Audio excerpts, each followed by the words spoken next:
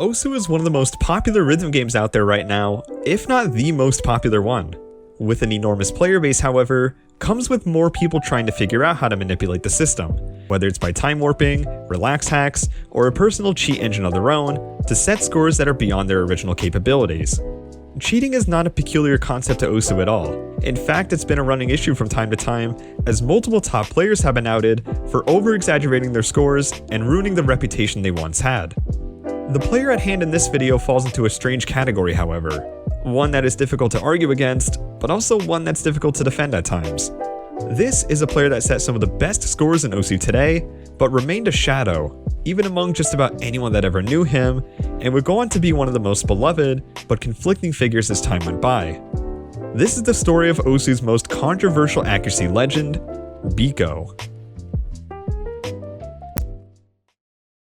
Bikko is an Osu standard player from South Korea who signed up for Osu on January 29th, 2010. In a very short amount of time, he showed quite a bit of prominence in the community within his first year alone, as he was a referee for multiple Korean tournaments, an avid mapper and modder, and even participated in a tournament in March. Hitting over 4,000 plays in March, he showed tons of interest in improving as a player and became quickly enamored with the mod, Flashlight. The Flashlight mod limits your playing field substantially, and you only have a small circle to utilize as your method of navigation. While this mod is readable for very innocuous and simple maps, virtually all top Flashlight plays rely on simply memorizing the map, as the mod provides barely any guidance on its own. Just within a few months of presence on the site, people had already begun to question Bikko's legitimacy as a player, as he would receive his first public accusation on May 19, 2010. The reason why this went so public was due to Osu not having a private report system in place at the time for scores, as Pepe had created a thread for himself to determine if the score is legitimate or not back in 2008. User Fartonic links a map in this thread with the caption, quote, "Number 1 replay looks like some kind of bot. Most of his number 1 replays look similar to this." Bikko would simply reply stating that he had already been banned for this previously and proved his legitimacy to Pepe, but would still follow through with providing an explanation for his seemingly sketchy replays. The phenomenon that people described as cheating or suspicious was the usage of a touchscreen monitor that Bikko used for his scores. Using a touchscreen monitor means you're not constantly dragging your mouse or hovering your pen, so it looks like the cursor is simply teleporting when you're not doing a slider. While this playstyle has reached a much larger audience due to the accessibility of them and a larger player population in general, touchscreens for Osu were almost unheard of during this era, as the majority of players were using a mouse to navigate their cursor. Bikko was using an infrared sensing touchscreen monitor, one that was supposedly meant for Korean ATM and kiosk machines. He also states that players are more than welcome to spectate him with another player to back him up, saying that Bikko would drop plenty of hundreds and 50s during his attempts for high-end scores to show that these scores weren't just simply happening out of nowhere. It wouldn't be too much longer till another accusation was brought to light, as another user had listed off multiple scores of Bikko's in the same thread as the first accusation on September 29, 2010. This prompted Bikko to provide a more nuanced explanation of how he achieves his scores. His first point was that he uses a grid marker and plotted points as to where the circles will be, as at the time, there weren't any official rules that prohibited these methods. To further refute, he would provide a download link to a live play of his and said that if Pepe ever needs to spectate him again to prove his legitimacy, that he is ready at all times. While Bikko's first year was fairly hectic, the accusations began to subside as more people understood his playstyle, so it was time to see what he could really do with this game.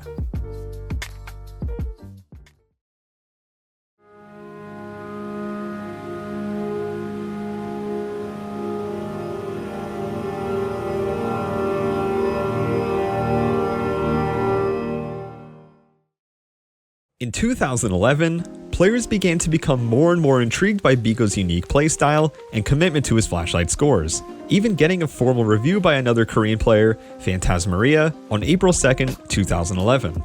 He also made an appearance on the top 10 Korean players list for 2010, landing himself on the number 7 spot. During this time, he was also serving in the military, as his conscription and discharge date was listed on his profile. From July 2011 to November of 2012, his play count had gone untouched as a result. Upon Bikko's return to Osu in December, he began setting countless number 1s just weeks later, and his skills seem to have not just been replenished, but also notably improved upon. Despite the slew of number 1 scores that were being set every couple days, some of these had very low play counts, especially for flashlight scores, with some landing as low as the single digits, and his play count in general was very low compared to his more active months as a starting player. This is some of the earliest evidence we have of Bikko becoming what's called an offline player. Offline players do the majority of their practice signed out of their OSU client and then only log on with the purpose of setting a score. The issue that comes with this is that it looks remarkably suspicious to set number 1 tier scores with only a few plays under their belt, compared to someone who has hundreds or even thousands of logged plays before said score was done, showing a reasonable skill progression. Bikko's approach to this had a very perfectionist-oriented mindset behind it, as he was not interested in showing the more vulnerable parts of his play. While this method of playing can be tricky to deal with in terms of legitimacy, it doesn't break any of OSU's past or current rules. Bikko may have hinted this method back in 2010, but it's unsure if this thread post was sarcastic or not, or if the usage of multiple PCs was meant for dual screening. Bikko would continue to show very little activity publicly, but maintain his status as one of the best flashlight players, as he continuously began to put number 1s on 2, 3, and even 4 mod flashlight scores on the board. He would end up going abruptly silent in September 2013, however, and sat out the rest of 2013 and a decent bit of 2014 too. Despite this, he still landed himself in the top 20 Korean OSU players list again for 2013, placing right in the middle at number 10. He would finally return in February 2014, and one of his newest number 1s was something that came off as very uncharacteristic of his usual playstyle. It was a hidden double time score. No flashlight, just hidden in double time. What struck as an even bigger surprise was his number 1 on Wind God Girl, getting a 99.67% on Hidden Hard Rock with an unstable rate, or UR, of 67.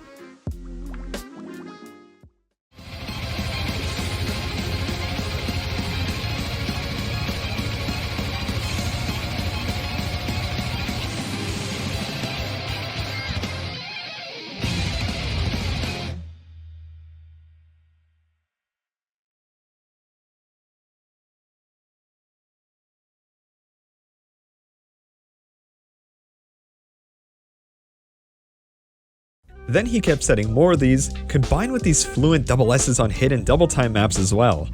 This seemingly out of nowhere accuracy adaptation went against the resume of flashlight scores Bikko was known to set, which can further support the case that Bikko most likely solidified himself as an offline player at this point, as he very well could have been just practicing the skill set behind closed doors.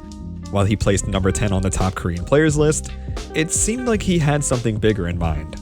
What most people don't know is that Bikko would also attend his first and last official OSU tournament in 2014, OSU Korea Tournament number 2. With some of South Korea's best tournament players like Coin, Sayonara Bai, Enon, and Math Class present, he displayed a very confident handle and won the tournament with virtually no close calls. This also gives us access to one of the only existing videos of not just Bikko playing live, but against another player as well, as a VOD exists of some of Bikko's matches on Africa TV. Another video from the same tournament exists where he plays Enon, but it seems to be broken when trying to play it, and the Grand Finals match stream was cancelled due to unfortunate issues with Bancho.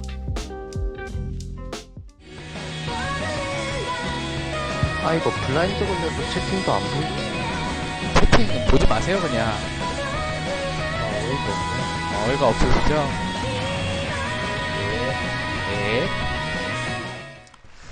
네 1대1 좋네요 저거. 4대4 가서 그냥.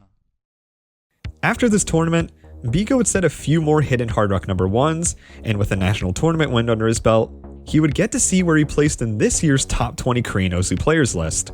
Just falling shy behind Sayonara Bai and Dungeon, he would land himself at the number 3 spot, and also landed in the top 20 players worldwide list at the number 18 spot. This wraps up 2014 for Bikko, but as we approach the next year, we're going to focus a little farther than 2015, as 2015 alone would not be able to exemplify the true potential Bikko is about to unravel. Rather, this was a timeline of continuous momentum that just had no intentions of stopping.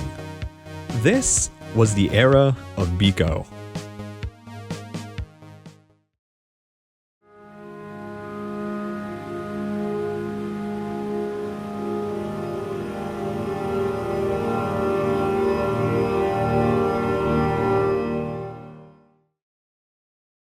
As Bikko became more and more enamored with the hidden hard rock playstyle and essentially ditched the flashlight persona he once wore, he now felt like he had truly transformed as a player. One of his first scores of 2015 was a near double S on Kancho no Metenro hidden hard rock, a 5-minute map with plenty of jumps, relatively tricky patterns, and very little break time to settle in. While this play was extremely impressive for its time, it would actually end up going fairly unnoticed. That same week, however, he would go on to set a score that would finally get his name out to the public a little more, and was a much stronger test to his abilities.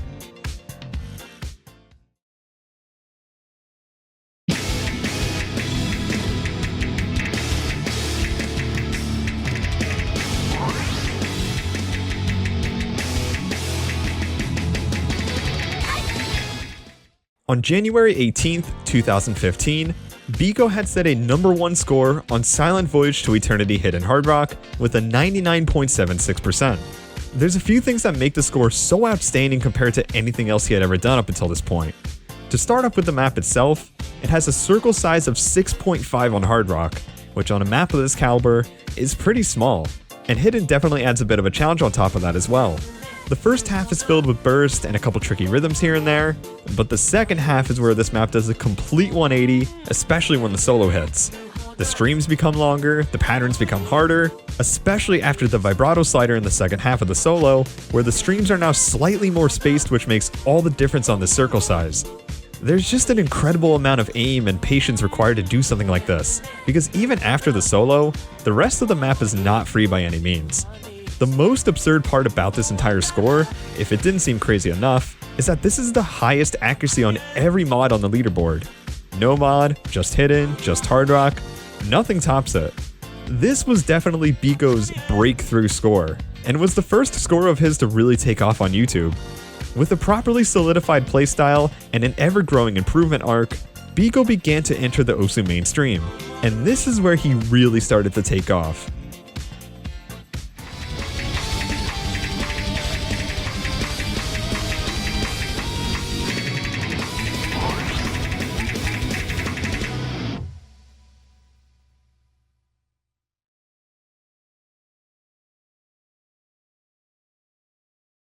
Throughout the next few months, 400 plus PPSS scores were becoming a casual task for Bikko, as he would set one after another, but one score in particular would not only gain him traction on YouTube again, but he would also land a spot on r/Osu game, which showed his scores were slowly seeping into a wider audience. The score at hand? A double S on Senketsu no Chikai Hidden Hard Rock, a 4-minute map filled with near 7-star jumps, and a very chokeable last quarter.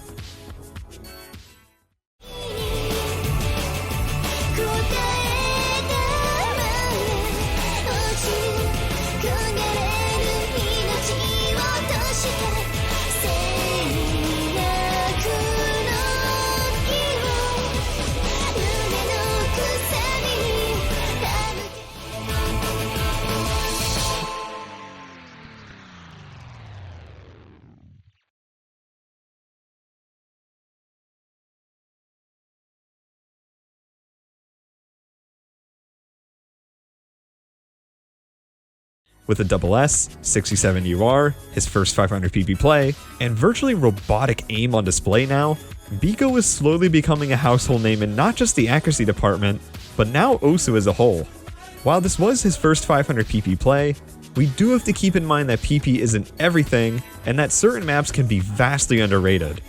Nearing the end of 2015, Bikko would go on to set a revolutionary score that still is revered as one of the best in its category, and to some, perhaps one of the best scores in Osu's history.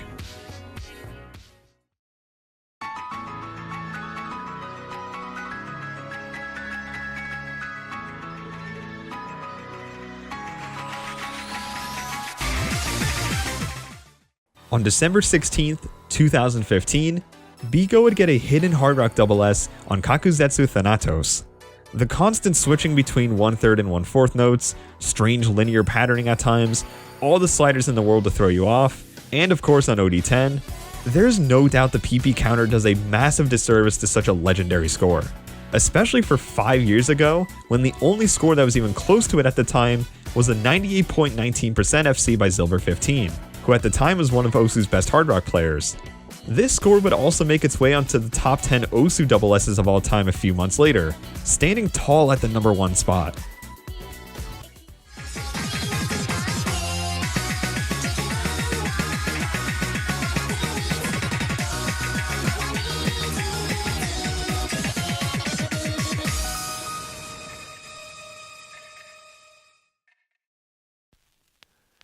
Around mid-2015, a YouTube channel by the name of Reese Was Here became the go-to spot for elite Osu replays, as his ability to post Cookiezy's live plays in a matter of minutes was a level of convenience that many hooked onto, while also serving as a convenient place for his live plays in general.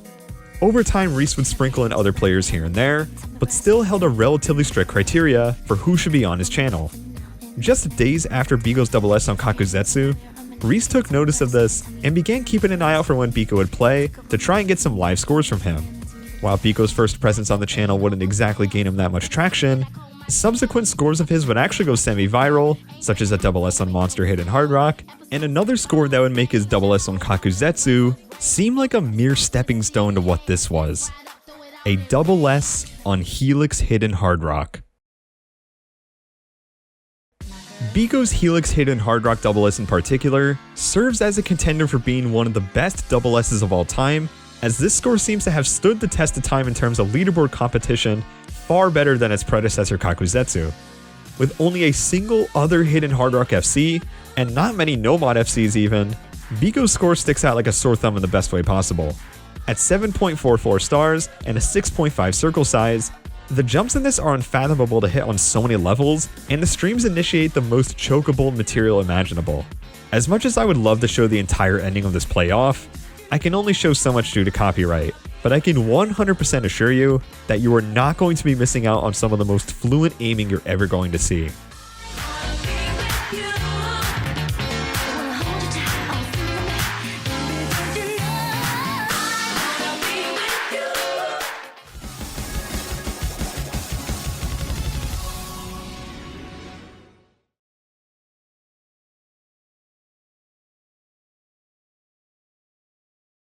Setting unbelievable score after unbelievable score, Bikko went back to getting a few more Hidden Hard Rock double S's, and maybe he was plotting his next big score too.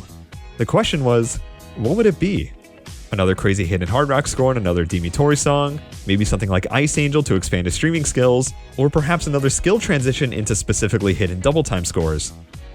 Well, it wouldn't be any of those things, because after March of 2016, he just stopped playing and never came back.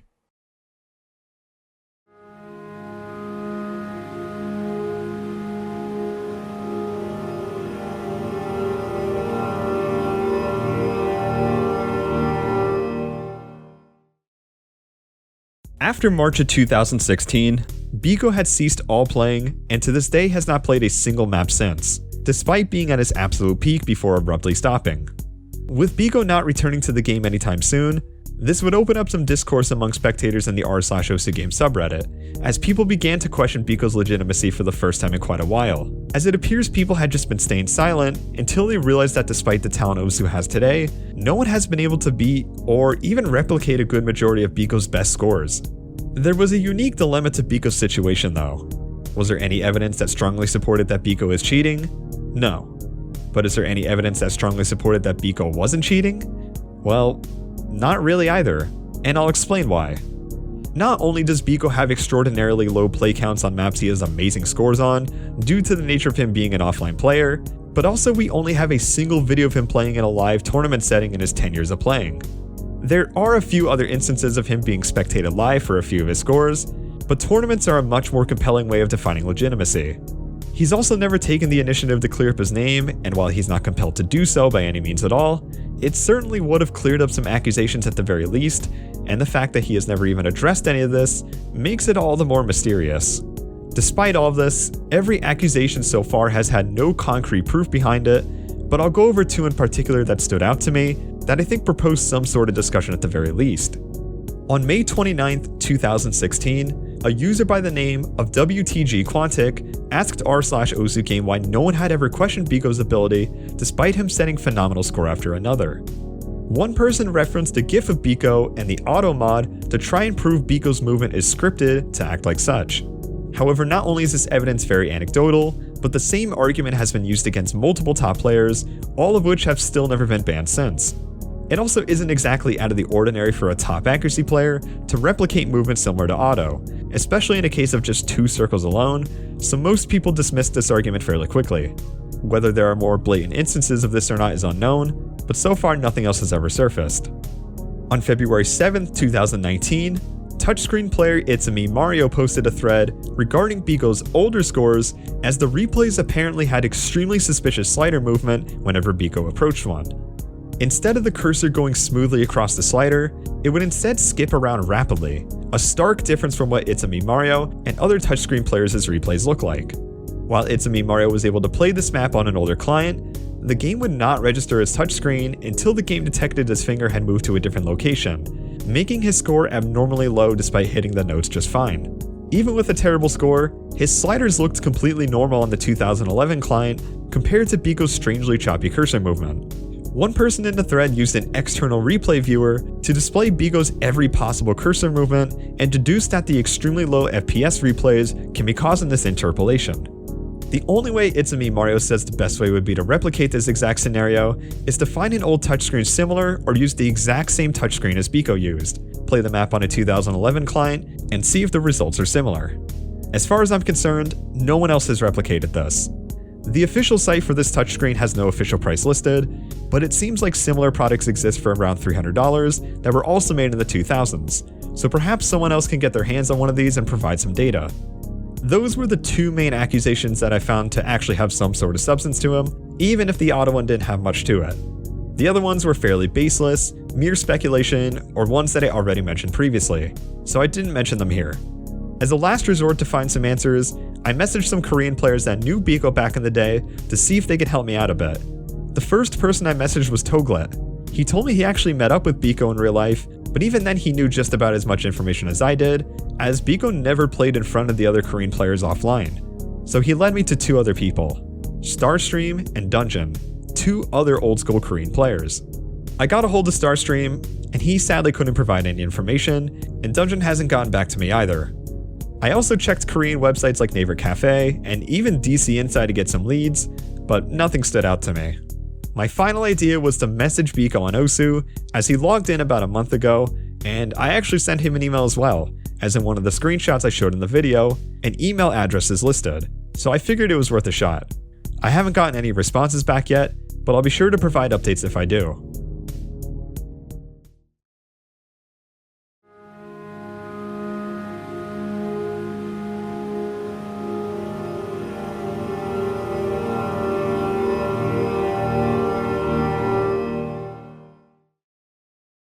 Bikko is a phenomenon and a mystery in the OC community that still lives on to this day. Whether you think he is a legitimate player or not, he provided some of the most entertaining, therapeutic, and beautiful gameplay that has ever surfaced on this game, and raised the bar so high for what types of scores future accuracy players should be going for. While the amount of replays watched continues to decline on his profile, there are still people either stumbling upon his replays or rewatching them to remind themselves of the oral, patient playstyle Bikko once brought to the table in a game that is primarily idolized by speed and stamina. His transformation of one playstyle to another was a glow up no one in the community was ready for, and was truly an exciting era to be around for. Maybe one day we'll see Bikko come back, maybe we'll get an explanation, and maybe we'll be satisfied. But what we know for sure is that his legacy will live on as long as this game's around.